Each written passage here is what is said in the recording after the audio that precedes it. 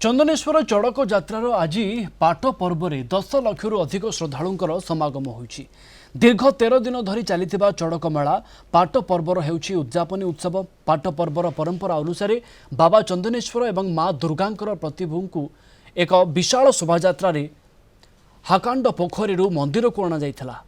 एथिरे दशनखी भक्त माने निजर पेट पिठी एवं जिभरे छड़ाका विद्ध करी शोभायात्रा आसीथिले। या परे परे दीर्घ 13 दिन धरी चलीथिबा चड़क मेलारे शेष अर्घ्य प्रदान करी व्रत उद्यापन करथिले। उद्यापन उत्सव में जनसमागम को देखी जिला प्रशासन एवं मंदिर ट्रस्ट बोर्ड पक्षरु व्यापक बंदोबस्त होइछि। शांति श्रृंखला रक्षा पाई 26 प्लाटून पुलिस फोर्स मुतयन होइछन्ति। चंदनेश्वर अधिक सूचना देउछन्ति आम रिपोर्टर राधा गोविंद दास। आज चड़क मेलार अंतिम पर्व जहाँ नहीं श्रद्धालु मान भर गोटे उत्साह परिलक्षित होती कहीं दीर्घ जो 31 तारीख आरंभ होता आज ता शेष पर्यायर पहुंची। आज पाट पर्व देखिए सीधासल चित्र कैमेरा पर्सन आपको देखेबे जो श्रद्धालु मानकर गहली लगी देखु किभली भाव में जेहेतु आज से कंटा फुड़िकी श्रद्धालु मान मानसिकता पूरण कर विराट शोभा यात्रा हाकांड पोखरी जो बारसर स्थित हाकांड पोखरी बर्तमान से माला चंदिनी होकर आसुँच जेहेतु आज पाट पर्व ताकू नहीं परस्पर को माला लगाउछन्ति एवं चंदन लगाउछन्ति जेहेतु ये हूँ गोटे भाईचारार पर्व। कथा आम सहित भोगरायर विधायक अच्छा आज चंदनेश्वर जो पाट पर्व तार अंतिम दिन केते श्रद्धालु आसुछन्ति कौन महात्म्य रही? देखु पाट पर्व हूँ बाबा चंदनेश्वर जो चड़क यात्रा आज शेष पर्व।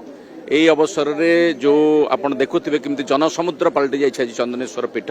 ये बाबा पीठ हूँ भातृत्वर पीठ भक्तिर पीठ।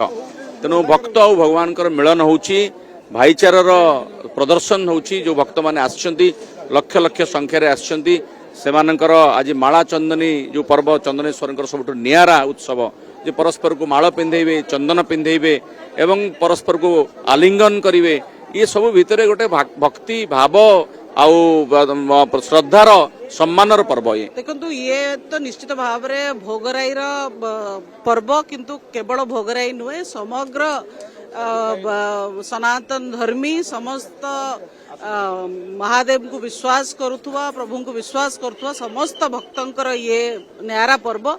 लक्षाधिक श्रद्धालु एठी 4-5टी राज्यरू लोके आसीचंती खाली गोड़े बेकरे माला लगे चंदन लगे एवं केवल निजर लगे नाहंती समस्त श्रद्धालु को लगाउचंती आलिंगन करुचंती खुशी रे भाईचारा गोटे सद्भावनार ये पर्व एवं प्रभुंकर आशीर्वाद समस्त ऊपर रहू बोली मो कामना करी। जेहेतु आज शेष दिन शेष पर्व बा पाट पर्व पाट पर्वर गोटे महात्म्य रही भाईचारार पर्व पाट पर्व एवं से जो रही माला चंदिनी को देखिए से निज निज निज भितर परस्पर भितर जो रही श्रद्धालु मैंने से माला लगाउछन्ति चंदन देउछन्ति से स्वागत करुछन्ति एवं आज जो पर्व समापन होउछि ताकू नहीं श्रद्धालु मान भर गोटे उत्साह परिलक्षित होइछि। बालेश्वर चंदन शैव पीठर राधा गोविंद दास, कलिंग टीवी।